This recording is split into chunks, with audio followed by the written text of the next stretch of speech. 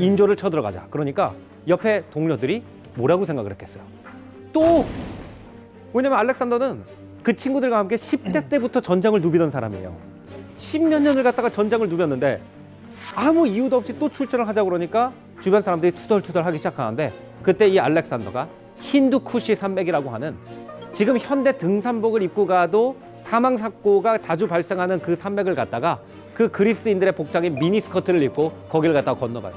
건너가다가 수많은 사람이 얼어 죽습니다. 그러면 알렉산더 대왕은 왜 이랬을까요? 그 페르시아의 그 궁녀들도 있고 그 진수성찬을 차려줄 수 있는 요리사도 있고 그 아름다운 궁전도 있는데 왜 거기서 못 쉬었을까요? 어떻게 생각하세요? 워커홀릭? 일종의 워커홀릭처럼 전쟁홀릭. 자, 우리 그 가치관에 대해서 얘기를 하기 위해서 모였는데 네. 아까 굉장히 그 재밌는 대화가 있었는데 이 건축가 선생님이 나는 기억을 갖다가 공간으로 표현한다 이렇게 얘기를 하시니까 서장훈 씨가 굉장히 낭만적이시네요 이렇게 얘기를 했거든요. 근데 이게 참 재밌어요.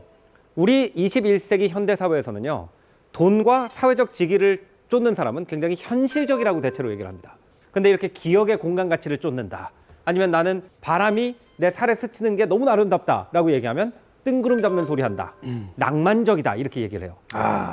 근데 사실 물리학적으로 보면요, 바람이 내 피부에 스치고 있는 것은 부인할 수 없는 사실입니다. 그죠? 공기 입자가 내 피부를 건드리고 있어요. 그렇죠. 근데 돈과 명성이라는 거는 다른 사람들의 머릿속에만 있습니다. 그죠? 돈도 종이 쪽지를 찍어놓고 우리가 다 그걸 돈이라고 믿으니까 돈인 거지 안 믿었으면 그냥 종이 쪽지거든요. 낭만적이었다는 얘기가 잘못된 거예요. 아니요, 저는 그게 아니라 잘못된 거예요. 아니요, 저는 그게 아니라 잘못됐다는 건 아니에요. 그런 그냥 그런 손을 아니 그런 식으로 말투가 그래, 말투가 굉장히 그래. 좋은 얘기. 아니 그럼요. 굉장히 말투가 그래, 말투가. 낭만적입니다. 나 이렇게 좋게 예, 얘기했는데. 아니 우리가 흔히 그런 식으로 다 언어를 사용한다는 거죠. 그러니까 우리는 사실은 가치 판단을 갖다가 매일 하고 있어요. 가치 판단이란 건 뭐냐 하면은 내가 뭐를 중요시하고 뭐를 경시할 것이냐, 내가 어떤 거를 위해서 내 인생의 시간, 돈, 노력을 쓸 것이고 그렇지 않을 것이냐, 그게 가치관이잖아요. 가치를 본다. 근데 정작 당신의 가치관이 무엇입니까? 라고 여쭤본다면 그거를 한마디로 정의할 수가 없지 않나요? 가치관이라는 것 자체가 삶의 태도라서. 좀 애매모호하죠. 그래서 우리는 대체로 나는 가치관, 이런 가치관이 있다라고 생각하는 게 아니라요, 나랑 비슷한 가치관을 가진 사람을 보면은 저 사람 참 현실적인 사람이다, 참 올바르게 산다 이렇게 얘기를 하고, 나랑 다른 가치관을 가진 사람은 두 가지로 나눕니다. 그 사람이 좀 멋있는 일을 하고 있거나 좀 잘생겼거나 그러면 저 사람 정말 개성 있다, 멋있다, 낭만적이다 이렇게 얘기를 하고, 내가 볼 때 별로 얻을 게 없는 사람 같아요. 근데 나랑 가치관이 달라 그러면 저 사람 이상한 사람이다라고 얘기를 해요. 그래서 저는 오늘 우리의 가치관을 깨닫는다는 것이 무엇인지에 대해서 한번 같이 알아보려고 합니다. 굉장히 독특한 경험을 한 역사적 인물들의 얘기를 해드릴 겁니다.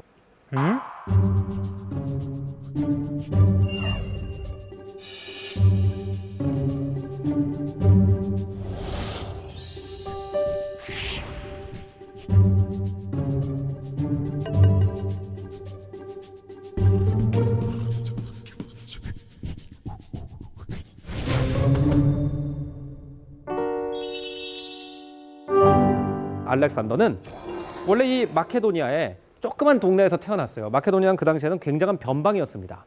그래서 그리스의 왕만제도 사실은 마케도니아 출신 입장에서는 엄청 성공한 건데, 그리스를 정복한 정도가 아니라 그 지역의 최대 강대국인 페르시아를 쳐들어가서 페르시아의 다리우스 황제를 물리칩니다. 이게 지금 알렉산더 대왕이 다리우스를 향해서 창을 던지고 있는 장면이에요. 그래가지고 그 당시 세계 최고의 강대국이었던 페르시아라는 나라의 황제가 돼요. 엄청난 출세죠. 그러니까 어렸을 때부터 알렉산더랑 전장을 누비던 친구들이, 야, 이 친구 따라다니기 잘했다, 이 친구가 페르시아 정복한다고 그랬을 때 내가 약간 돌았는 줄 알았는데 진짜 해냈구나, 이제 우리 여기 안락하게 이 모든 물질적 부를 즐기면서 살면 되겠다라고 생각을 했습니다. 그때 알렉산더 대왕이 말도 안 되는 얘기를 합니다. 야, 우리가 싸울 만한 강대국 하나가 남았다? 우리 아직 인도 안 쳐들어갔잖아. 그러면은 중국이 있는 걸 모르는 사람한테 세계 문명 중에 2개를 정복한 거거든요, 자기가. 그러니까 이것만 정복하면은 세계 정복에 성공하는 거예요. 인조를 쳐들어가자. 그러니까 옆에 동료들이 뭐라고 생각을 했겠어요. 또 왜냐면 알렉산더는 그 친구들과 함께 10대 때부터 전장을 누비던 사람이에요. 십몇 년을 갖다가 전쟁을 누볐는데 아무 이유도 없이 또 출전을 하자고 그러니까 주변 사람들이 투덜투덜 하기 시작하는데 그때 이 알렉산더가 힌두쿠시 산맥이라고 하는 지금 현대 등산복을 입고 가도 사망 사고가 자주 발생하는 그 산맥을 갖다가 그 그리스인들의 복장인 미니스커트를 입고 거기를 갖다가 건너가요. 건너가다가 수많은 사람이 얼어 죽습니다.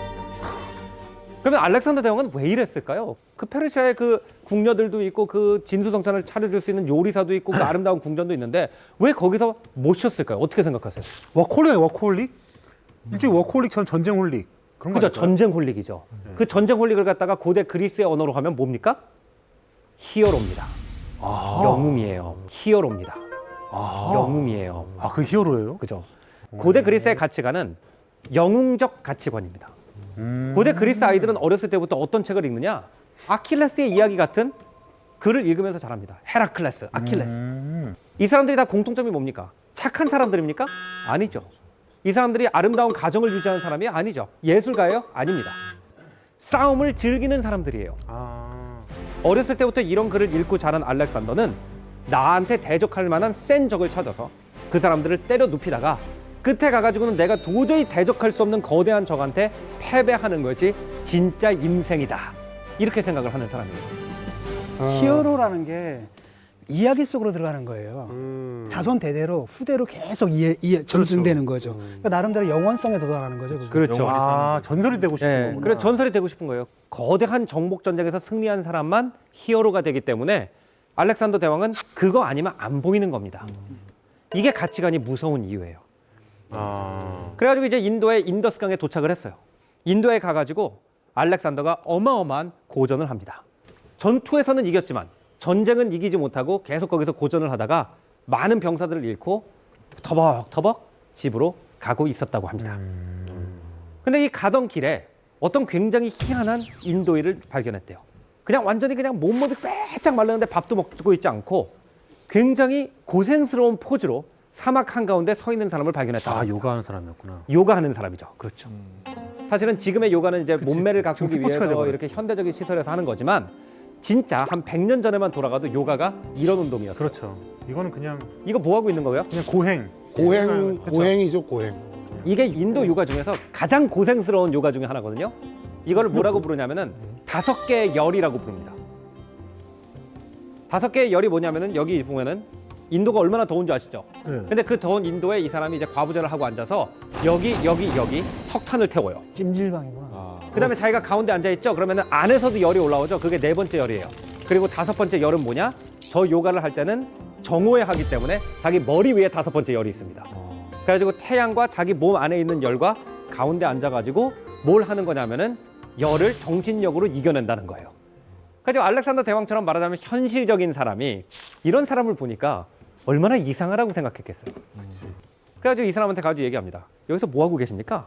그러니까 이 요가를 하는 사람이 굉장히 인도 철학적인 얘기를 했겠죠. 억겁의 시간에 무한대를 느끼고 있는 중입니다. 그러니까 이제 알렉산더 대왕이 뭐라고 생각했어요? 이 사람 돌았구나. 그러니까 알렉산더 대왕이 이렇게 얘기를 합니다. 내가 뭐 하는 사람인지 한번 물어봐 주세요. 그 사람이 젊은이 뭐 하는 사람이요? 그러니까 그 사람이 빵 창을 갖다가 바닥에 찍으면서 나는 알렉산더고 촌 동네 왕자 출신인데 페르시아의 황제가 됐고 이제 인도만 정복을 하면은 전 세계의 황관이 나한테 올 것이다. 이렇게 얘기를 하니까 이 수행을 하던 분이 잠깐 일어나서 빙그레 웃더니 다시 앉아서 수양을 계속했다라는 말이 어떤 인도군의 책에 써 있었어요. 이게 우리한테 알려주는 게 뭐였을까요? 요가를 하고 있는 인도 사람이 알렉산더 대왕을 볼 때는 이렇게 생각을 하겠죠. 저 부질없는 짓을 왜 하고 있을까? 그거에 비해서 알렉산더 대왕이 이 사람을 봤을 때는 야 인생 한 번밖에 없는데 영웅이 될 수 있는 이 절호의 인간으로 태어난 기회를 갖다가 왜 가만히 앉아가지고 허송세월로 허비하고 있을까?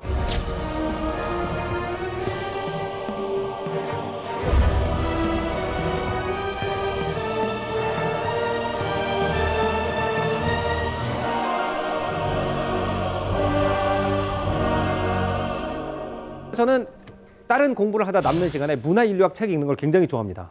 그 문화인류학 책을 읽다가 굉장히 재밌는 부족의 얘기를 읽은 적이 있어요. 이게 깍와들이라고 불리는 그 알래스카와 지금의 캐나다 밴쿠버 쪽에서 무역을 주로 하던 민족이에요.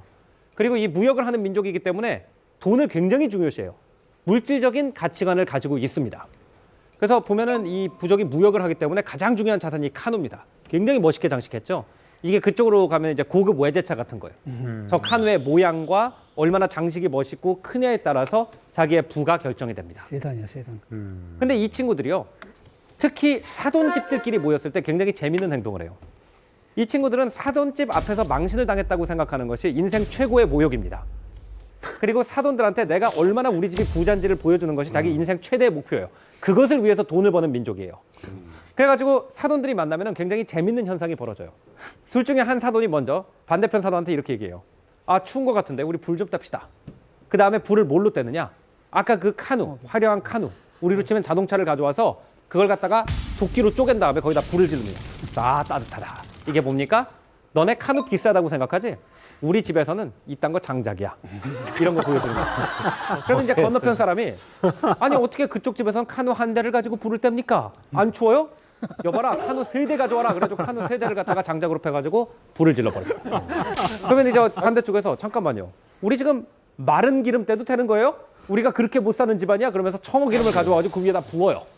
그러면 이제 또 굉장히 비싼 옷 같은 걸 가져와가지고 그 위에다가 막 올립니다. 그래가지고 양가 가산이 탕진이 되더라도 절대로 두 사람이 물러서질 않아요. 여기서 가장 창피한 게 뭐냐면요. 처음에 이 두 집안이 이렇게 싸우기 시작할 때 불이 점점점 커지다 보면은 이게 불이 점점 자기한테 가까워오잖아요. 네. 누가 지는 건지 아세요? 먼저 일어나는 사람이 지는 겁니다. 먼저 일어난다는 건 뭐냐면 지금 파괴되고 있는 부의 스케일이 크다는 걸 인정하는 게 되는 거거든요. 그래서 이딴 불 조그맣다라는 식으로 무시하는 표정으로 계속 앉아 있어야 돼요. 여기에 대해서 이제 책을 쓴 분이 발표를 하고 있는데 다 여러분 같은 반응을 보였습니다. 피식 웃었어요. 그런데 한때 우리나라의 부의 상징 중에 하나가 뭐였습니까? 자동차 배기통 크기였습니다. 그렇죠? 그렇죠. 차가 2000cc냐 3000cc냐. 자, 잘 생각해 봅시다. 청어 기름을 태워서 불을 과시하는 거랑 석유를 태워서 불을 과시하는 거랑 뭐가 그렇게 달라요? 우리가 소비 사회에 살고 있어요. 소비 사회라는 건 뭐예요? 내가 열심히 일해가지고 사회적 직위를 얻습니다. 그래서 사회적 직위를 얻으면 부를 얻어요. 근데 그 부를 얻는 게 중요한 게 아니라 사람들이 나를 인정해 주는 시간은 언제냐면 이 부를 소비하는 시간이거든요. 내가 이걸 가지고 비싼 차를 샀다. 내가 이걸 가지고 비싼 핸드백을 샀다. 그래서 그거를 봐줄 때 그 즐거움을 느끼는 게 소비 사회거든요. 소비 사회를 갖다가 컨섬션 컬처라고 그러죠. 컨섬션이라는 단어가 영어로는 불타 없어지다랑과 같은 의미를 가진 단어입니다. 그 얘기는 뭐냐면은 이들이 하고 있는 행동이나 우리가 하고 있는 행동이나 생각처럼 그렇게 안 다르다는 거예요. 조승현 작가님 얘기는 나만의 가치를 찾는 게 중요하다. 사실 우리는 가치관을 갖다 다 윗세대한테 물려받거든요. 네네. 물려받은 가치관이 자기랑 굉장히 잘 맞는 사람도 있어요. 예를 들어서 지금 현대 자본주의 사회에선 돈을 많이 벌면은 인정을 받죠, 사회적으로. 근데 내가 돈 버는 걸 너무 좋아하는 사람이고 통장에 있는 잔고만 보면은 막 미소가 띄워지고 이런 사람은 다른 가치관을 찾을 필요가 없다고 생각합니다. 그런 건 있는 것 같아요. 뭐냐면은 가치관이라는 게 어쨌든 이게 같이 맞는 부족이니까 그것이 하나의 자신들의 공통의 가치관이 돼버린 거잖아요. 그렇죠. 예. 봤었을 때 남들과 다른 가치관을 나는 다른 가치관이 있으니까 나는 이걸 고수할 것이야라고 하기엔 너무 외롭다라는 거죠, 사실. 근데 저는 그렇게 생각을 하지 않는 게요. 사실 옛날엔 그랬을 수가 있거든요. 왜냐하면은 내 친구를 같은 지리적 공간 안에서 찾아야 됐거든요. 예. 그래가지고 내가 어느 고을에서 태어났으면 어차피 그 고을에서 살아야 되기 때문에 그 고을의 가치관을 그대로 내가 적응하지 않으면은 굉장히 살기 힘들었겠죠. 근데 지금 같은 경우에는 저 같은 경우에 고어 파는 거 좋아하잖아요. 옛날 언어. 예. 근데 옛날 언어를 파는 건 굉장히 독특한 가치관이거든요. 그럼 옛날에 서울에서 그런 취미를 가지고 있다 그러면 얼마나 외로웠겠어요. 근데 지금은 인터넷에 들어가면은 그 고어를 파는 걸 좋아하는 친구들이 수백만 명이 있어요. 그러니까 지금은 오히려 당당하게 자기 가치관을 추구하더라도 몰려서 또, 찾아서 비슷한 가치관을 가지고 있는 사람이 꼭 몇십만 명에서 몇백만 명은 전 세계를 찾아보면 있기 마련이더라는 거죠. 그래서 우리는 남의 가치관을 보면서 비웃기는 굉장히 힘들죠. 하지만 자기 자신의 가치관을 객관적으로 보기는 매우 힘들어요.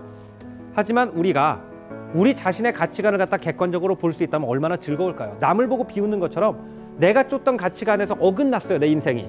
그럴 때 그걸 갖다가 모든 걸 잃었다고 생각하지 않고 그냥 이 길이 막힌 길이었다는 걸 알고 웃을 수 있으면은 얼마나 2018년이 가벼워지겠습니까? 그래서 내 가치관이 유일한 가치관이 아니라 내가 선택할 수 있는 수많은 길 중에 하나였을 뿐이다 라는 생각으로 힘찬 2018년 시작하시기 바랍니다. 감사합니다.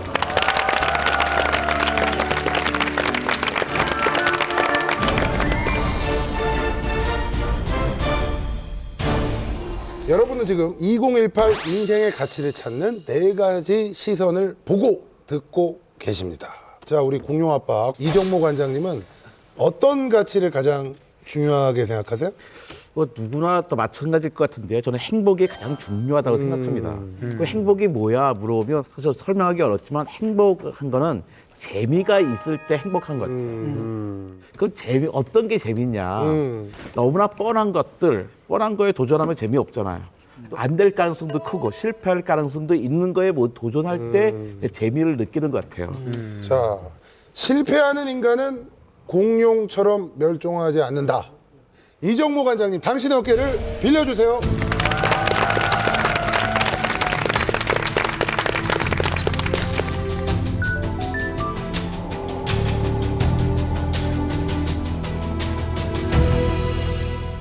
대한민국 과학관의 별, 서울 시립과학관에서 무료 관장으로 일하고 있는 사이언스 커뮤니케이터 이정모입니다.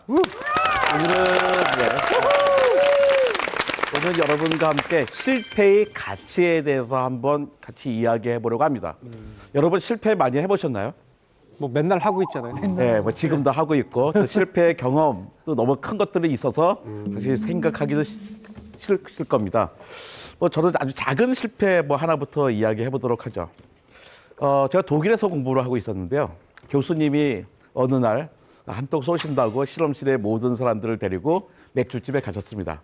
맥주집에 가면 보통 축구 얘기, 뭐 연습극 얘기하는데 그날따라 희한하게 좀 진지한 이야기를 했어요.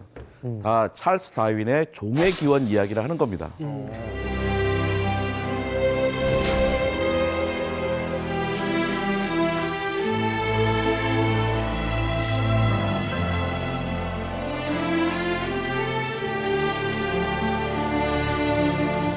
제가 잘하지 못하는 독일어로도 평상시에도 이렇게 떠벌이였거든요. 근데 그날 제가 가만히 조용히 있었죠. 근데 갑자기 교수님께서 궁금해하시는 거예요. 너는 찰스 다윈의 종의 기원을 어떻게 읽었어? 라고 물어보시는 거예요. 제가 드릴 수 있는 말씀이 없었습니다. 그냥 저 안 읽었습니다. 라고 이야기했어요. 그러니까 선생님이 너무나 의아하시는 거예요. 너 전공이 생화학인데 어떻게 찰스 다윈의 종의 기원을 안 읽고 올 수가 있니?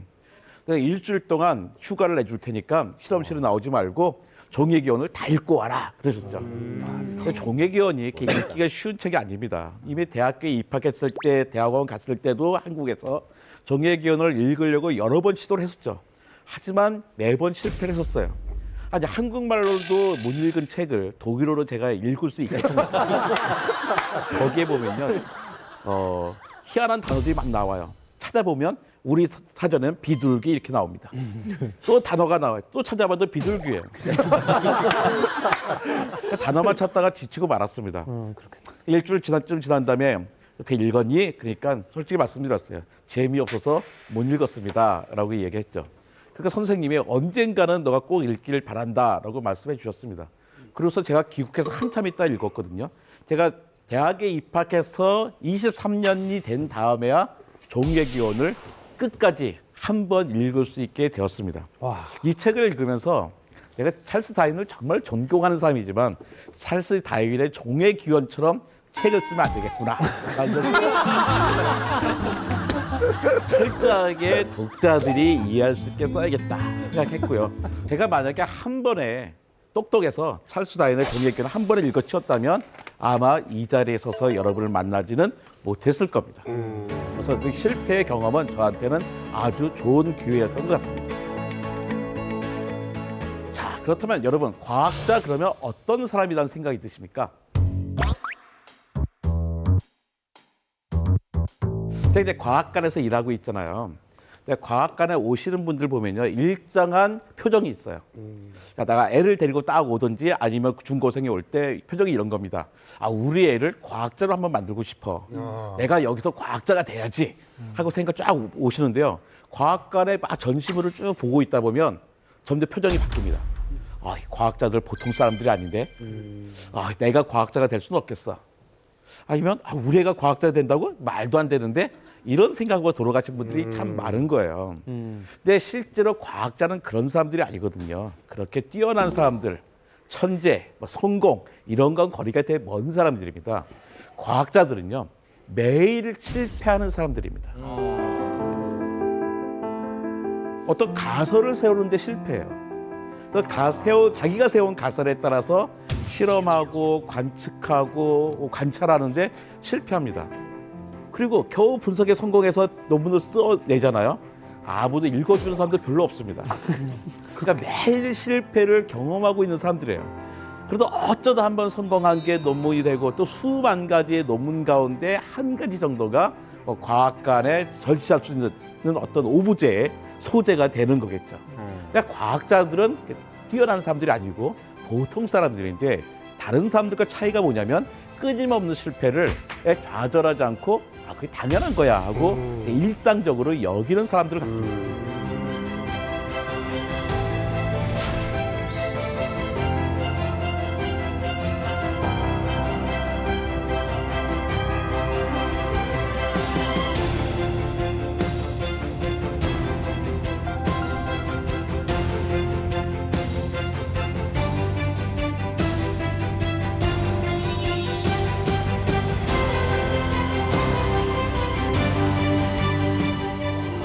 되게 멋진 그림인데요.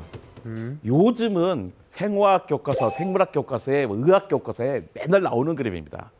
분자의 그림이에요. 저 그림을 그리기 위해서는 극저온 전자현미경이라는 게 있어야 됩니다. 극좋은 전 아주 저온 상태로 어떤 분자를 만들어 놓고 현미경을 찍어요. 원자 단위로. 근데 거기에 색깔을 입혀놔가지고 분자가 어떻게 생겼는지를 보여주는 거죠. 근데 이 극저온 전자현미경 그 기술이 2017년 노벨상을 받았습니다.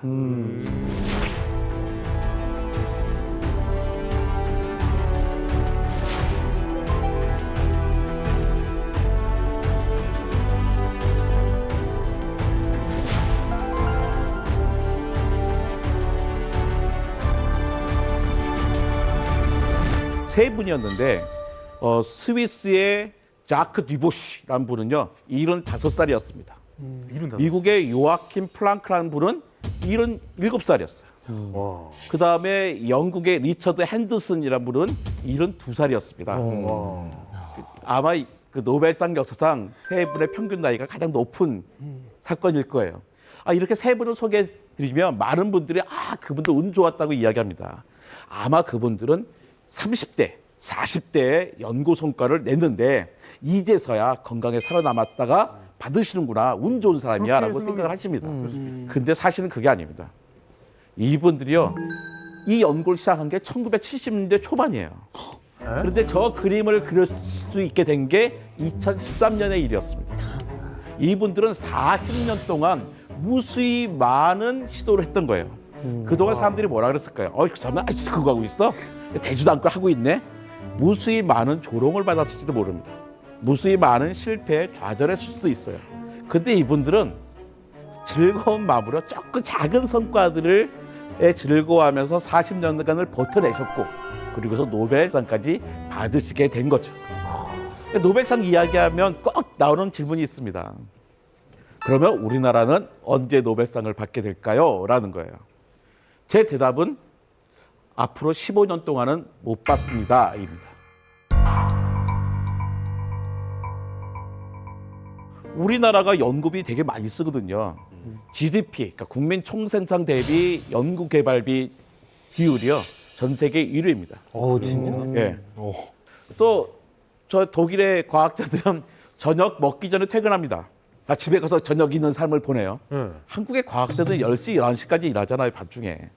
아니, 연구개발비가 적은 것도 아니고 과학자들이 일을 열심히 하지 않는 것도 아닌데 우리나라는 왜 노벨상을 앞으로 15년 동안 못 받는다는 겁니까? 분명하죠. 왜냐하면 실패를 안 했기 때문입니다. 그런데 노벨상은 어떤 걸까요? 남들이 해놓은 걸 빨리 개선한 사람한테 주는 걸까요? 아니잖아요. 새로운 걸 만들. 아무것도 없는 바닥에 뛰어들어서 무수히 많은 실패를 경험하다가 결국에는 그것을 얻어낸 사람들한테 주는 거거든요. 근데 우리나라에는 그만큼 실패의 기회를 줄까요? 우리는 그동안 그러지 못했거든요. 계속 실패한 사람이면 야 연구비 회수해야 돼. 아니면 저 사람한테 그만 연구비 주지 마 이렇게 돼버렸던 거죠. 그러니까 실패에게 익숙하지 않고 실패를 용인하지 않았던 사회가 우리 사회예요. 그래서 앞으로 15년 동안은 안 나올 거라는 거죠. 실패를 사람만 하는 게 아닙니다. 무수히 많은 생명체들도 실패를 하죠. 지금 약 1억 종의 생명이 살고 있다고 한다면요. 지구에는 최근 한 6억 년 동안에 100억 종의 생명이 등장했었습니다. 그중에 99억 종은 뭐 사라진 거죠. 왜 사라졌을까요? 이 자연 환경에 적응하지 못한 겁니다. 그걸 보고서 우리는 멸종이라고 합니다. 공룡의 멸종, 공룡 잘못이었을까요? 아니요. 그거야 뭐 아니죠. 공룡의 멸종에 대해서는요 쓸만한 이론이 100가지도 넘어요. 이런 겁니다. 뭐 공룡들이 갑자기 머리가 너무 커져가지고 들을 수가 없었대. 그래서 멸종했다는 거야. 아니면 공룡들이 또 삶의 회의를 느꼈어. 회의를 느끼다가 공기를 맡기다 보니까 방귀에서는 메탄 때문에 중독이 돼버렸어. 백내장이 걸려서 앞을 못 봤어. 뇌가 너무 작았던 거야. 몸집보다. 너무 추웠기 때문이야. 너무 더웠기 때문이야. 너무 건조했기 때문이야. 100가지도 넘어요. 그런데 그 과학자들의 99.95%가 뭐 동의하는 이론이 있죠. 바로 6,600만 년 전에 거대한 지름 10km짜리 거대한 운석이 지구에 쾅 부딪히면서 대참변이 일어났다는 겁니다. 순식간에 사라져요. 물론 그 순식간이 2만 년입니다. 지구 나이에 순식간이 2만 년을 이야기하는 거죠. 야, 그런데 우리가 거기서 배운 게 있습니다. 소행성이 부딪히니까 공룡들이 1억 6천만 년 동안 지배했던 공룡이 2만 년 만에 사라지고 말았어? 그 소행성이 그때만 부딪히고 지금은 안 부딪힐 게 아니잖아요. 우리 걱정하죠. 근데 우리는 거기에 대한 대비를 세워놨습니다. 운석이 지구를 향해서 오면요. 우리는 거기에 로켓을 쏴서 거기다가 핵폭탄을 넣어서 쪼갤 겁니다. 또 더 쉬운 방법도 있어요. 거기다 거울을 막 심어놔요. 거울을 심어놓으면 태양에서 태양풍이 오거든요. 네. 태양풍의 압력으로 운석의 방향을 틀 수도 있습니다. 우리 다양한 방식으로 우리가 살아나갈 방법들을 대비해 놓았던 거죠. 공룡의 실패로부터 우리가 어떻게 건들지를 알게 된 겁니다. 근데 말이죠. 사실 저는 옛날에는 정말 공룡을 너무너무 좋아했거든요. 예. 사진 보고 공룡 이름 맞출 정도로 되게 좋아했어요. 매니아였는데 어느 순간 나이가 들고 보니까 이제 더 이상 공룡이나 이런 게 그렇게까지 그냥 뭐 이렇게 흥미있는 그 존재가 아닌 게 돼버린 거예요. 아이들이 보통 5살, 9살 사이에 공룡에 빠지잖아요. 예. 예. 그 아이들은 그때부터 왜 공룡 이름 외웁니다. 공룡 이름도 어려워요. 그러니까 키가 얼마야, 몸무게가 얼마야, 이빨의 길이는 얼마고 얘는 초식이었어, 육식이었어. 막 싸우는 거예요. 그리고 막 외다가 오늘 다 해버렸어요. 그러니까 더 이상 할 게 없어요. 근데 아이들에게 질문을 던져주지 않은 거예요. 맞아요. 공룡에 대해서. 공룡 물을 어떻게 먹었을까? 목이 그렇게 길었는데 브라키오사우루스라고 목긴 그렇게 없어요. 이제 가장 큰 거. 여기 심장이 여기 있는데 머리는 여기 있어요. 피가 어떻게 돌아요? 그러니까 피가 여기까지 올라가야 되잖아요. 펌프가 되나 그게? 그러니까 엄청 세게 펌프질을 했을 거예요. 근데 걔가 물을 먹겠다고 고개를 숙이면 그럼 고혈압. 머리 터져요. 그러면 뭐 브라키오사우루스는 다 뇌중풍에 빠져서 반지 불수였을까? 그러니까 뭐 이런 문제가 생기잖아요. 둘리 엄마가 그래서 고혈압으로 돌아가는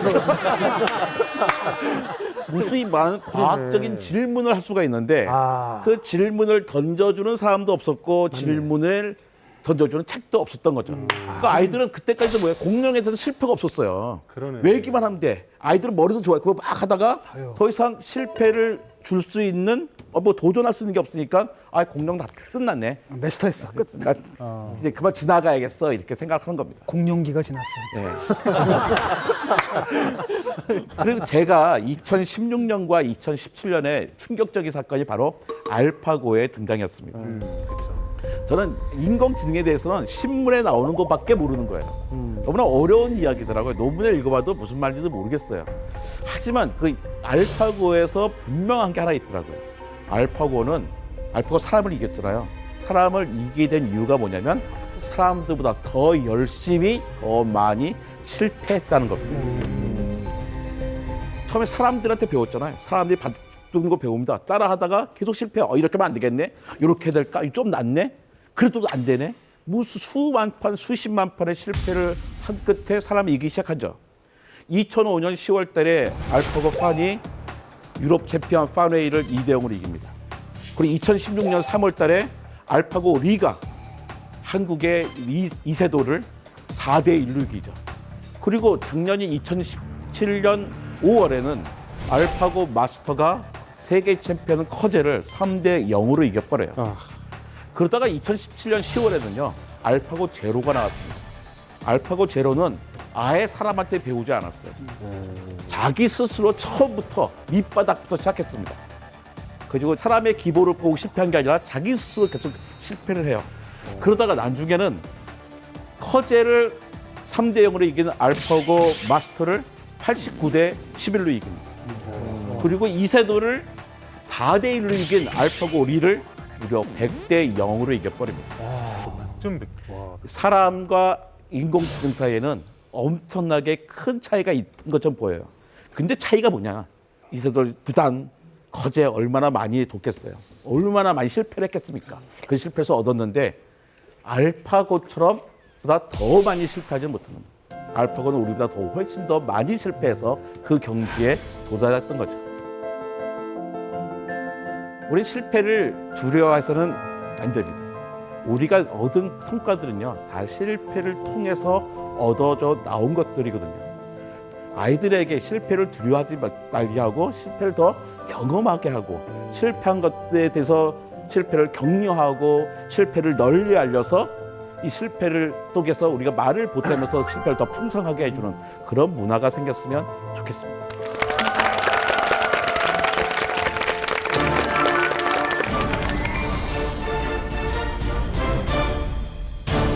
우리 공룡 아빠 이정모 관장님의 강연 아주 재밌게 잘 들었습니다.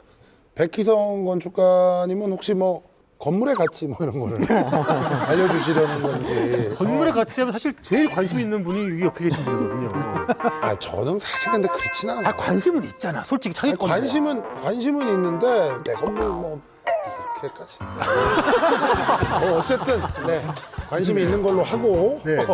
건축가님이 하시고 싶은 이야기는 뭔가요? 제가 오늘 드리고 싶은 얘기는 건물의 가치보다는 공간의 가치에 가깝습니다. 공간이요? 네. 누구보다 저는 또 이제 공간의 가치, 건축의 가치를 이제 많이 공감하고. 공간? 내가 밖에 요즘 없어요, 여기서. 아니 내가 요즘 이런 얘기가 나올 때마다 내가 어쩌다가 이렇게 됐지. 잘 되셨죠 뭐. 아니 잘 되셨잖아요. 왜 내가 본인이 만든 이미지야. 건물 얘기만 하면 이건 전혀 제가 만든 이미지가 아니고 김구라 씨가 아, 맞다. 아, 그렇구나. 다 일일이 다 밝혀주셨거든요. 그래서 저는 내가 내 입으로 나 건물 있어요라고 하면 그럼 미친놈이지. 내가 원하는 공간을 만들기 위한 방법, 지식거인 백희성 건축가님, 당신의 어깨를 빌려주세요.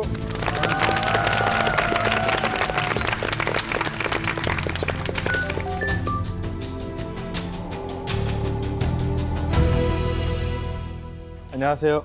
건축가 백희성입니다. 네. 저는 오늘 이제 건물의 가치에 대해서 말씀드릴 건 아니고 공간에 대한 가치를 말씀드릴 건데 좀 쉽게 설명을 드리면 여기 계신 분 누구나 자기만의 공간을 원하실 겁니다. 네. 그리고 이미 갖고 계신 분도 계시고 지금 그것들을 만들어 가는 분도 계실 거예요.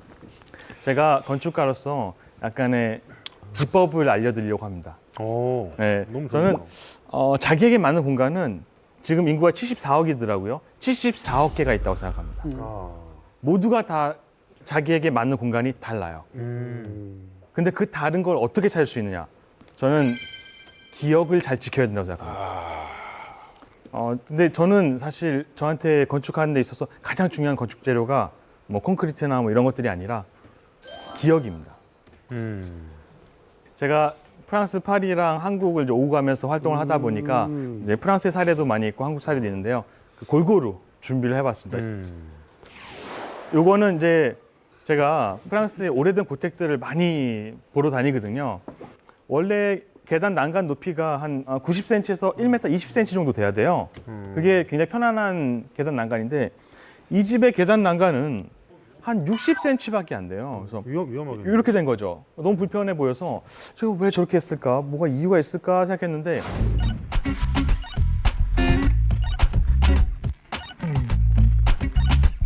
아침 아이들이 우르르 뛰어 올라가더라고요. 아, 아이들을 위한 거구나라고 생각했는데 집주인은 다른 얘기를 해줬습니다. 여기에 살았던 할아버지의 할아버지가 이 집을 처음 만드셨대요. 근데 그 당시에 만들었을 때 이 목수셨는데 집 다 만들고 나서 너무 크게 만들어서 이제 세를 주신 거예요. 동네 불쌍한 사람들도 살게끔 이제 그 층마다 이렇게 살게 해줬는데 옥탑방에 사셨던 미녀분이 그렇게 이쁘셨대요. 그래가지고 로맨스가 시작되게 된 거죠. 프랑스에 가보시면 아시겠지만 집들이 다닥다닥 붙어 있습니다. 옆집에서 화재가 나면요 번지는데 너무 빨리 번져요. 불이 어느 정도는 이 집에 옮겨 붙은 거예요. 옥탑방에 불이 붙어서 이 여인의 그 몸의 일부가 화상을 입습니다. 근데 화상이 일어나면 피부가 당겨집니다. 그래서 이분이 허리가 이렇게 굽어진 거예요. 그러다 보니 난간도 잡을 수 없고 모든 상황이 불편해진 거죠. 그래서 이 할아버지께서 이 할머니 너무 사랑해서 이 할머니를 위한 난간을 만든 거예요. 근데 그 이야기가 지금까지 전해져 오고 있는 거예요. 이렇게 잡으라. 네, 잡으라고요. 이렇게 네. 잡아야 되니까. 그리고 지금 사시는 분들한테는 굉장히 불편한 계단이에요. 계단 난간입니다. 그래서 제가 여쭤봤어요. 아, 너무 좋고 좋은 이야기 좋은데 너무 불편하지 않느냐 했더니 이런 얘기 해주시더라고요. 이 집에 사는 사람으로서 그 사랑을 지켜야 된 의무를 느낀다고. 그리고 아이들도 그 사랑의 이야기를 해주니까 아, 사랑이 얼마나 소중한 거구나. 그리고 상대편이 가장 힘들고 아플 때 도와주는 게 진짜 사랑이구나라는 걸 아이들도 알고 있어요.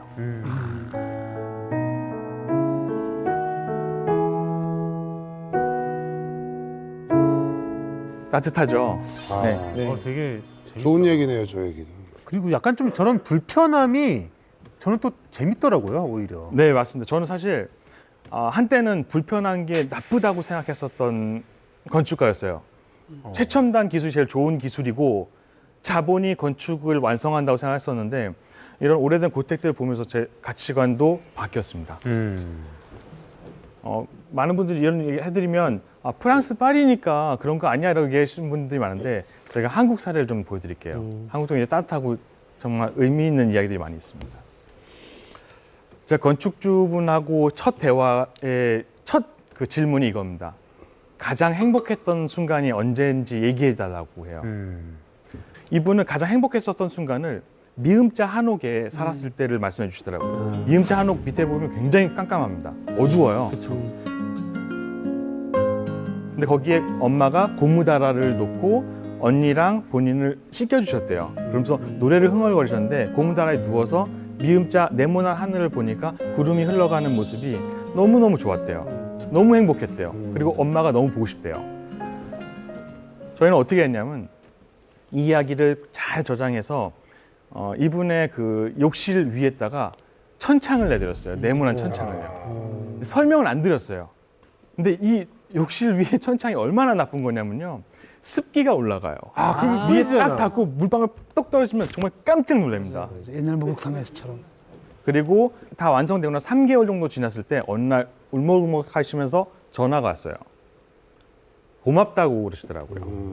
그러니까 자기가 얘기했던 그 이야기를 잊지 않고 이렇게 표현해 주셨네요 라는 얘기를 듣는데 너무 행복하더라고요. 건축가로서.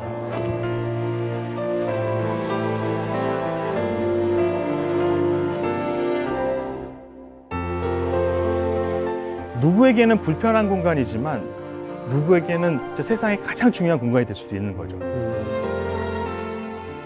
요건 뭘까요? 소반. 소반. 예. 역시 연배가 있으시니까 이거 상이라고 얘기하시는 분 많더라고요. 연식이 오래되다 보니 예전에서 그런 게 아니라 연배가 있어요. 예전에 어릴 때 집에 하나씩 다 있었어요. 다 있었죠. 네. 예.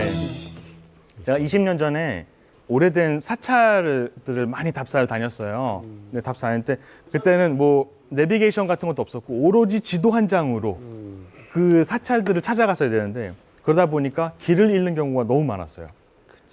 여기도 가다가 길을 잃었는데 그냥 오래된 고택이 있어서 그냥 들어갔어요. 그래서 길 물어보려고 했는데 할머니께서 저한테 뭐 과일이랑 뭐 차랑 내주시면서 설명을 해주셨어요. 근데 그 할머니가 내놓은 소반이 좀 이상하더라고요. 소반 위에 동그란 흔적이 2개가 있었어요. 이게 뭘까 가만히 궁금해서 할머니께 여쭤봤더니 할머니께서 마침 그때 찻잔을 내려놓으시는데 오랫동안 찻잔을 내리고 올리고 내리고 올리고 하니까 거기에 자국이 난 거예요. 자국이. 아마 여러분들도 오래된 소반이 있다고 하면 자국이 있을 겁니다. 그리고 여기는 이 할머니 소반은 이 소반하고 다르게 요 한 다리가 깨져 있었어요. 그래서 말씀 여쭤보니까 돌아가신 할아버지랑 같이 오손도손 앉으셔서 평생을 시집 올 때 해오신 거래요. 근데 자녀들은 이거 볼 때마다 짜증내는 거예요. 궁상 맞다고. 썩어 문드러져서 다리도 없는 소반 갖다 버리고 집에 좋은 소반 많이 있으니까 사다 준 소반 그거 좀 쓰라고 그렇게 얘기를 하신 거예요. 근데 제가 듣자마자 이 소반을 자녀분들한테도 의미 있게 만들어 드리겠습니다 해서 제가 도안을 그려드렸어요. 이렇게 소반을 끼워 넣을 수 있는 큰 탁자를 만들어 드렸어요. 큰 식탁 같은 거 보면 가운데 크게 쓸 일이 없거든요. 그렇죠. 돌아가신 너희 아빠와 아버지와 내가 평생을 앉아서 같이 오손도손 차를 마시면서 썼던 소반이다. 우리를 기억해다오. 네, 그래서 만들어 드렸어요. 어쨌거나 이렇게 되니까 자녀분들은 이제 더 이상 이 소반이 가치가 없다고 생각하지 않으시는 거예요. 그리고 버리자고 얘기도 하지 않으시고요. 너무 의미 있다. 이거 보시면 어떤 공간인지 아시겠죠? 안경점. 그렇죠, 안경점이죠. 우리 동네 안경점이죠. 누구나 볼 수 있는 안경점. 제가 지금까지 말씀드린 기억들은 되게 좋은 기억들이죠. 근데 기억은 반드시 좋지만은 않습니다. 누구에겐 트라우마도 있고, 누구에겐 나쁜 기억, 누구에게는 굉장히 언짢은 기억도 있죠. 이 건축주분께서는 언짢은 기억을 갖고 계셨어요. 이 프로젝트 같은 경우는 이분께 제가 여쭤봤어요. 제일 소중한 재료 하나만 갖다 주세요. 라고 했더니 손을 보여주시더라고요. 그래서 제가 또 여쭤봤어요. 그러면 이거 하시면서 제일 힘들었던 기억을 얘기해 주세요. 라고 했더니 두 가지 얘기해 주시더라고요. 9평짜리 조그마한 안경점을 하다 보니 사람들이 왔을 때 뭐 여기 무슨 안경이 있겠어? 뭐 여기 안경 잘 고치긴 하겠어? 라는 핀잔을 주신대요. 근데 자기는 안경을 만드는 작업을 진짜 자기는 혼을 거기에 넣고 있대요. 근데 아무도 몰라준대요. 그리고 자기는 안경이 작품같이 보인대요. 하나하나가. 여기 안경 쓰신 분도 계시는데 안경이 없었던 시절 생각해보면 지금 정말 엄청 좋은 시대죠. 그러니까 이분한테는 안경은 시대를 뛰어넘는 혁명적인 어떤 예술 작품인 거예요. 그래서 이분 공간을 이렇게 바꿔드렸어요. 마치 갤러리처럼 안경을 최소한만 배치하고 나머지는 이분이 직접 고객과 얘기하면서 안경을 꺼내줄 수 있게끔. 그리고 삼각형짜리 9평짜리 좁은 공간을 넓게 보이게 하기 위해서 거울을 삼각형으로 달아놨어요. 그래서 더 넓게 보이게. 그리고 한 가지 더 남았죠. 이분의 가치를 어떻게 하면 사람들에게 알려줄까. 그래서 이렇게 만들어졌어요. 되게 작업장을 안쪽에서 바깥쪽으로 끌어내렸어요. 아, 저거 오른쪽 저거. 아. 이야.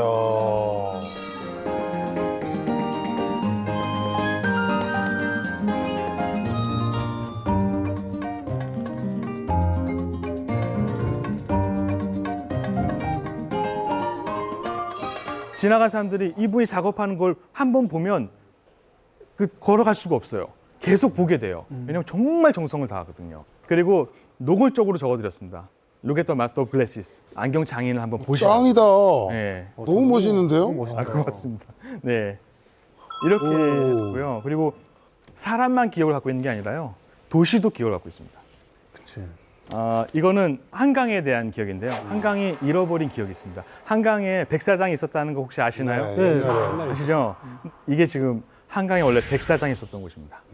저렇게 많았어. 폭이 10km가 넘는 게 4-5개가 있었던 거예요. 와. 만약에 도시계획이 1km만 뒤에서 이루어졌다고 하면 저희는 아마 세상에서 가장 거대한 백사장을 갖고 있는 최첨단 도시가 됐을지도 모릅니다.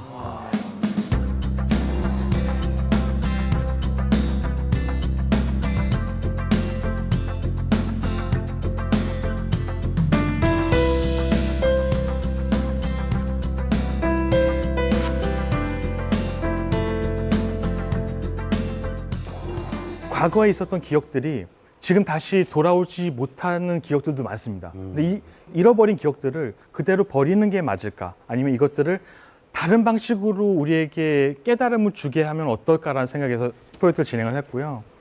아마 보신 분들도 있으실 건데 혹시 한강에서 이런 거 보신 적 있으신가요?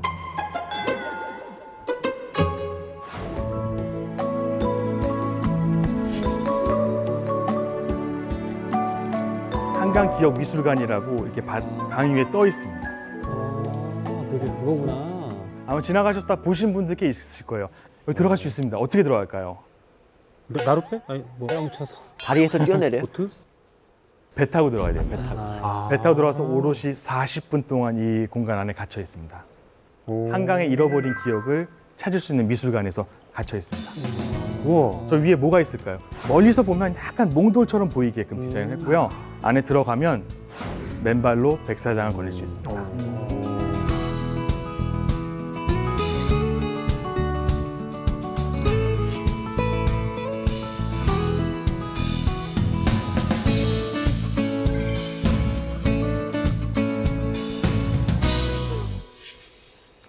옛날 모습이 저렇더라고요. 이 케이스는 땅 속에 숨겨져 있습니다. 들어오셔서 해야 돼요. 파서 꺼내 보면 옛날 한강의 잃어버린 모습을 볼 수가 있습니다. 우리 루비 데려가면 잘할 텐데. 고양이요? 도시도 기억이 있고요. 사람도 기억이 있습니다. 근데 이 기억들을 어떻게 공간 안에 녹여놓느냐에 따라서 완전히 다른 게 될 수 있습니다. 파리가 아름다운 이유는 맞아요. 최첨단 도시가 아니라 비교할 수 없는 자기만의 이야기를, 기억을 갖고 있기 때문이 아닐까. 그래서 여러분들도 오늘은 돌아가셔서 오래된 시골이나 어렸을 때 살았던 집이 있으면 정말 이거는 최고의 축복입니다. 거기 가보시면 옛날의 이야기들이 곳곳에 숨겨져 있을 겁니다. 그리고 그게 아니다 하더라도 지금 가족들과 만들어가는 그 공간 안에서 어떤 것들에게 의미를 부여할 건지, 손잡이를 한번 바꿔볼 건지, 이런 것들 한번 생각해 보시면 어떨까 싶습니다. 고맙습니다.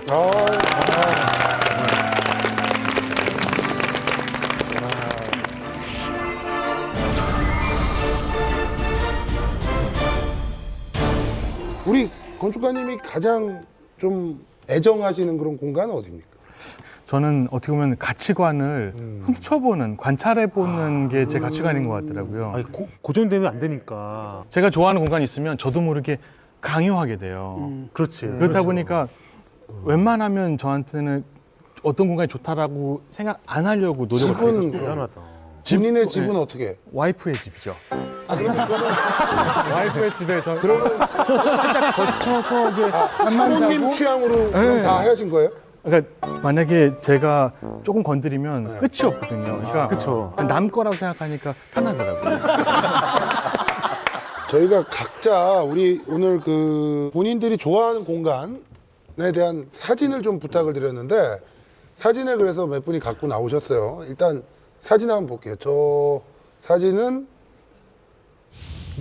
예전에 집이 어떤 할머니 집 뭐 이런 느낌인데 느낌은 연배가 있으신데. 연배가 있으시고 연배하면 진 교수님 아니에요? 자 이거 누구 사진입니까? 본인이 말씀하세요.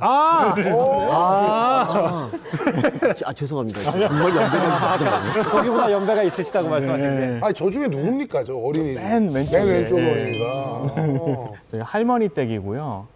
저한테는 진짜 건축을 알게 해준 집이라고 해야 될까요? 할머니가 집을 직접 지으셨어요. 또 할머니한테서 배운 게 정말 자연에 대해서 많이 배웠거든요. 저희가 지하수를 꺼내서 먹었는데 이렇게 흔들어서 먹는 건데 이거 펌프. 예, 펌프. 겨울에는 마음껏 마실 수 있는데 봄에는 할머니 항상 끓여주셨어요. 왜냐면 이제 그 얘기 해주시더라고요. 봄에는 물이 맑지 않대요. 이제 막 흙이 녹고 해가지고 약간 흙탕물이 된대요. 기업과 관련해 가지고 제가 이제 어렸을 때 우리가 직접 지어서 살던 집이 있는데 나중에 이제 어머니가 애들 혼자서 키우다 보니까 파셨어요. 학비 뭐 이런 거 하느라고. 근데 저는 이제 그 집이 너무 좋아가지고 다시 내가 돈 벌면 저 집을 사겠다라고 해서 1년에 한 번씩 꼭 그 집에 가서 봤거든요. 매년마다 못 봤는데 사시죠. 어느 해 딱 갔는데 없어진 거야. 거기다가 뭡니까 연립주택에 딱 들어섰는데 방향도 이상하게 지어가지고 내가 정말 좋아했던 공간이 그 다락방이 있었거든요. 그러니까 다락방이 있었던 공간을 눈으로만 가늠했는데 화가 나더라고. 그러니까 아무리 내가 팔았다 하더라도 그 나의 기억이 있잖아. 추억들 이게 이렇게 함부로 파괴해도 되는 것인가? 이게 분노가 되더라고요. 자 다음 사진 보여주세요. 여기는 이거 아주 잠깐만 뭐 써보세요. 세련된 부르주아적인데요? 그러니까요. 이거는 한발에 맞출 수 있어요. 부르주아적이래. 저도 여기- 이거는 맞출 수 있을 것 같아요. 부르주아적인 분 한 느낌이- 분밖에 안 계시는데 여기. 아니 느낌이 딱 이런 곳을 좋아하실 분이 제가 볼 때 이거 진 교수님 네. 얘기예요. 부르주아적인 걸로 봐서 지금 교수님. 예, 제가 빌라를 샀는데 딱 저거만 봤어요. 멋있다. 그 테라스라 그러나? 테라스. 왜냐면 이제 고양이가 산책을 해야 되고 저 가운데 있는 게 뭔지 아세요? 고양이 해먹. 예, 내가 커피 마실 때 와서 앉으라고. 뭐였어요 정말? 안 해요. 인간이 만든 거 절대 안 하고. 자 다음 사진 이거는 이거는 공룡 보니까 그러니까 우리 누군지 관장님이시네요. 이거는 뭐 이정모가 남은 분도 별로 안 남고 남으시잖아요. 진짜 많다. 저게 서점이 아니라 서재인가요? 예, 그 제 사무실입니다. 사무실 관장실인 예, 거죠? 관장실이죠. 관장실. 넓으시네요. 예. 작년에 남양으로 이사를 가고 또 사무실로 남양을 가보니까 아침부터 해가 강하게 들어와요. 그래서 그 안에 들어가면 해 때문에 일단 기본적으로 행복해져요. 아, 이게 태양을 받으면 이렇게 기분이 좋은 거구나라는 생각이 딱 들게 되죠. 제가 이제 개인적으로 이제 조사를 해보면 이제 많은 분들이 자기 공간을 만드시는데 계속 바꾸세요. 근데 이게 너무 자연스러운 일이에요. 근데 바꾸다가 어느 순간에 멈춰요. 그리고 그 멈춰진 공간을 가지고 10년 이상을 사세요. 근데 이게 저는 어떻게 느껴지냐면 자기한테 맞는 옷 같아요. 자기 맞는 옷을 살려면 여러 번 입어봐야 되잖아요. 이것도 이거. 그런 것처럼 집안 안에서는 누구의 간섭도 받지 않고 자유롭게 저 같은 경우는 속옷바람으로 돌아다녀도 편안하게끔 그런 공간을 느끼려고 하면 그러면 자기에 딱 맞는 공간을 찾아야 되는데 그러려면 사실 여러 가지 시도를 한번 해보는 게 중요하죠. 네, 최근에 그 의료 사각지대에 대한 이슈가 굉장히 많이 나왔습니다. 그 아무래도 응급의학과에 계시다 보면은 육체적으로나 정신적으로 좀 힘들 것 같은데 응급의학과 의사로 이렇게 지내시는 게 어떠세요? 제가 맨날 마주하는 환자들에게서 매일 좀 배우는 오히려 매일매일 저도 배우고 있는 직업이라고 합니다. 그래서 오늘 제가 경험한 것들 좀 나눠드리러 네. 이렇게 여기 이 자리에 왔습니다. 네. 사선을 넘나드는 그 응급실에서 느낀 살아있다는 것의 가치. 글 쓰는 의사 남궁일 선생님, 당신의 어깨를 빌려주세요.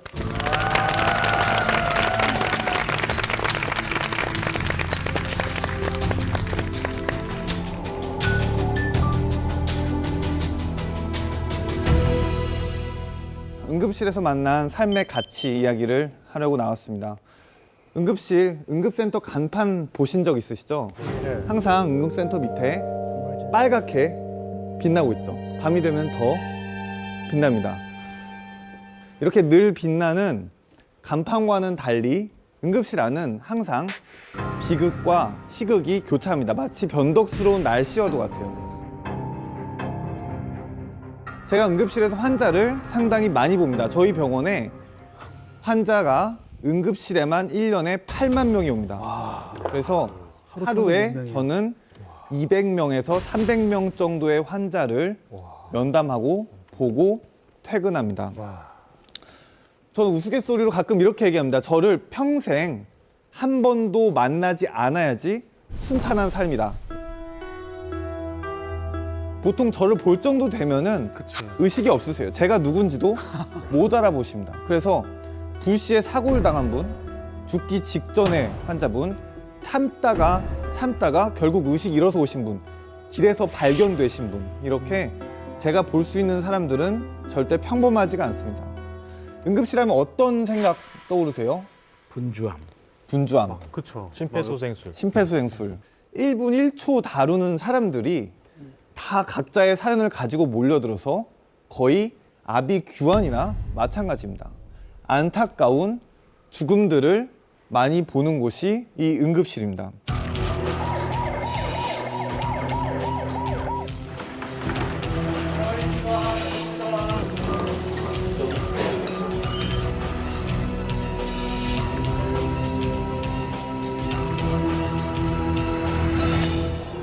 그래서 응급실은 타인의 삶을 가장 잘 들여다볼 수 있는 공간이기도 합니다. 선한 사람과 악한 사람을 볼 수도 있고 또 죽음과 삶의 경계를 누구보다 가까이서 보는 사람입니다. 자, 우리가 흔히 얘기할 때 심장마비가 온다고 얘기하죠. 심장마비가 오면 사람이 얼마 만에 의식을 잃고 쓰러질까요? 한 5초? 심장이 뛰지 않게 된 사람은 1초도 안 걸립니다. 그대로 쓰러집니다. 저는 병원에서 저랑 얘기를 나누던 사람이 심정지가 온 걸 참 많이 봤습니다. 죽음이 그렇게 찾아온다는 겁니다. 부지불식간에 누구도 모르게 그렇게 1초 만에 찾아오는 게 죽음입니다. 보통 사람들은 삶을 희망이라고 얘기하죠. 그다음에 죽음을 절망이라고 얘기합니다. 근데 제가 10년 동안 응급실에서 정말 많은 삶과 죽음을 보면서 어떤 게 희망이고 어떤 게 절망인지 잘 분간이 가지 않을 때가 많았습니다. 제가 만난 환자분들 이야기를 좀 해보겠습니다. 형광 옷을 입은 미화원 아저씨가 오셨습니다. 배가 아프다고 했습니다. 그래서 배가 왜 아프십니까? 그랬더니 쓰레기차에서 청소차에서 뛰어내렸는데 모르고 차가 멈추지 않고 자기 배를 깔고 지나갔다고 얘기했어요. 그래서 배가 불러오더니 저는 정말 중환이라는 생각에 피가 거꾸로 솟는 느낌을 받았습니다. 근데 이 장기를 다 깔고 지나간 통에 10분 있다 죽었습니다. 마지막으로 남긴 말은 내가 잘못 뛰어내렸다였습니다. 이 사람이 잘못한 건 도대체 무엇일까? 삶에서 죽음으로 건너가는 게 이렇게 종이장 같은 겁니다. 정말 얇은 경계만 넘어가면 이 사람이 죽어요. 그 차가 그대로 평수를 멈췄으면 그 사람 살았겠죠. 그렇다면 왜 이런 사람이 이 경계를 넘어가 버렸을까? 이런 생각이 들게 합니다. 그리고 제 동료 이야기입니다. 같은 병원에 있던 외과 의사였습니다. 속이 좀 안 좋음을 느꼈습니다. 그래서 이 수련을 마치고 내시경을 받았습니다. 그리고 이 내시경에서 자신이 위암 사기란 사실을 알게 됐습니다. 외과 의사는 평생 위암 환자들을 본 사람입니다. 그래서 그 결과를 자신이 보고 자기가 인생이 얼마나 남았는지 알았습니다. 당연히 좌절스러웠겠죠. 그 자기 남은 여생을 알면서도 삶의 목표를 세웠습니다. 그래서 항암 치료를 한 와중에 전문의 시험을 봤어요. 그리고 전문의 시험에 합격하자 자신과 같은 처지에 있는 암 환자들 돌보겠다고 암 환자들 있는 병원으로 갔습니다. 이 제 동료는 자기 죽는 날까지 자기의 신념을 가지고 끝까지 임무를 완수하고 떠났습니다. 이 죽음이 실은 많은 사람에게 희망을 남기고 간 죽음인 셈입니다. 저는 그의 죽음에서 희망을 보았습니다. 그 다음 환자는 5층에서 뛰어내린 사람이었습니다. 우리가 흔히 이런 기사들 있죠. X층에서 6층, 7층에서 뛰어내렸는데 기적적으로 살아나. 이게 왜 기사거리가 되냐면 다 죽기 때문입니다. 기적이 발생해서 그 사람이 어쩌다 살기 때문에 그게 기사화되는 거예요. 네, 5층에서 뛰어내린 환자였어요. 보통 정황상 자기 스스로 목숨을 끊으려고 뛰어내린 사람입니다. 이 사람이 바닥에 그냥 떨어졌으면 죽었을 겁니다. 근데 이 사람은 하필 흙으로 가득 찬 화분이 있는 데 떨어졌어요. 그래서 화분의 머리부터 떨어졌는데 화분이 깨져서 충격을 흡수했어요. 또 나머지 몸이 다 떨어져서 나머지 몸도 다 충격을 흡수했습니다. 그래서 뇌출혈이 생기고 손발이 하나씩 부러졌는데 그리고는 생명을 살았습니다. 그래서 이제 장애를 가지고 살게 되겠죠. 자, 그럼 우리가 흔히 말하듯이 삶은 희망입니다. 이 사람은 기적이 일어났어요. 이제 희망입니다. 그래서 저는 기적이 일어났으니까 이제 희망차게 최선을 다해 열심히 사세요라고 말할 수 있을까요? 저 이 사람이 왜 뛰어내려야 했는지, 왜 그런 시도를 했는지 전 전혀 이해하지 못합니다. 전 타인인데. 희망을 가지고 최선을 다해 사세요. 이렇게 얘기할 수 있을까요? 저는 어려웠습니다. 제가 실제로 의사가 되기 전에 우울증이 좀 심했습니다. 그래서 저는 죽어도 된다고 생각했어요. 그래서 저는 제 죽음에 공상하면서 제 죽음을 그리느라 그리고 제 죽음을 쓰느라 제 청년기를 다 보냈습니다. 결국 그때 썼던 문장이 저를 글 쓰는 의사로 만들었습니다.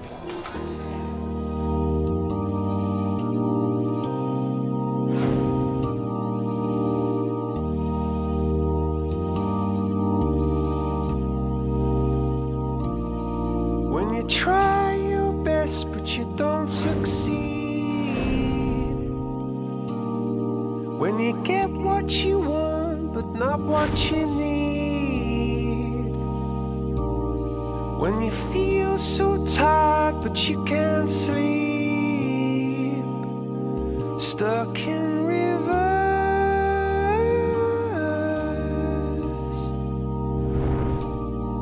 and the tears come streaming down your face, when you lose something you can't replace. 의사 초년병 때, 인턴 때 신경외과 그 인턴으로 병원에 입사했는데요. 근데 이 신경외과가 정말 불행한 과입니다. 하루에도 3-4명씩 뇌출혈로 의식을 잃어버리는 과예요. 그래서 그냥 그 중에 한 환자분이 계셨습니다. 그래서 그 환자분도 똑같이 의식을 잃어서 휠체어에 앉았고 나머지 아내분이라든지 아직 교복을 입은 자녀들이 매일같이 와서 간병을 해야 했습니다. 그래서 저는 의사 초년병이라서 아주 따뜻하게 대했지만 이 가장을 잃은 분들이 이제 앞으로 우울하고 불행할 것이다. 이런 생각을 멈추질 못했습니다. 그 후로 몇 년 후에 여기 이 환자분이 오신 겁니다. 몇 년 만에. 제가 불행할 거라고 생각했던 그 환자분은 여전히 의식이 없었지만 휠체어에서 아주 자신의 그 감정 표현도 해가면서 자신의 삶의 바운더리에서 자신의 생을 유지하고 있었습니다.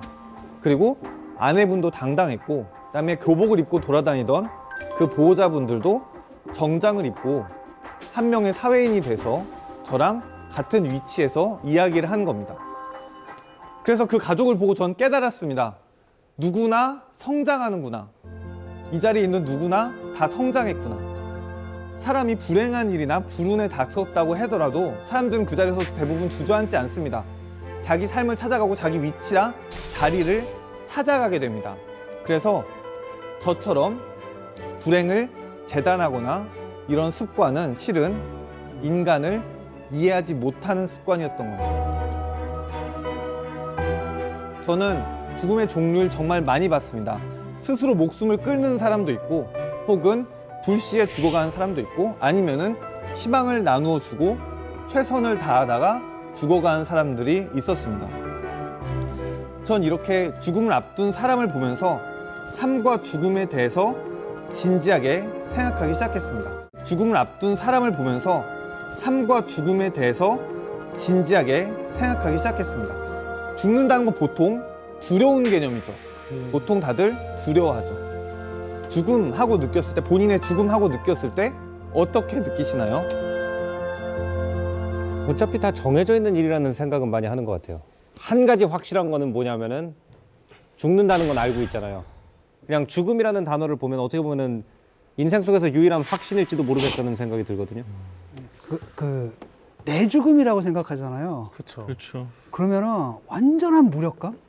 그러니까 내가 세웠던 모든 계획이니 이런 것들이 이거 뭐야? 되게 보통- 허무주의자가 되는 것 같아요. 네. 답이 없어요, 그건 진짜. 보통 진중권 선생님처럼 답이 없다, 두렵다 이런 식으로 생각을 합니다. 근데 저는 조승현 작가님처럼 일부 염세주의적인 그런 시선이 그런 면이 있어요. 있었습니다. 이런 삶과 죽음에서 조금이라도 더 살려는 사람 그리고 이 생명의 소중함 이런 가치들을 지키면서 아 내가 그렇게 함부로 쓰고 함부로 이야기할 수 있는 것이 아니었구나라고 생각했습니다. 누군가에겐 소중히 지켜야 할 가치라든지 삶이었던 겁니다. 그래서 저는 이 일을 이전에 저를 반성하면서 누구보다 열심히 살아가고 있는 겁니다. 언젠간 죽는다는 게 실은 인간의 아주 큰 아이러니입니다. 사람은 태어나자마자 바로 죽음으로 향해 갑니다. 그리고 죽음을 피할 수 없는 것은 누구나 알고 있습니다. 한 소설가가 이렇게 말했습니다. 죽는다는 거는 내가 내 몸에 깃들어 있다는 사실을 사랑하다가 결국은 이기기 위해 최선을 다해 노력하고 결국은 깔끔하게 패배하는 것이라고 했습니다. 그대는 듣고 있나요? 마지막 내 거친 숨소리를. 의사 남궁인이었습니다. 감사합니다.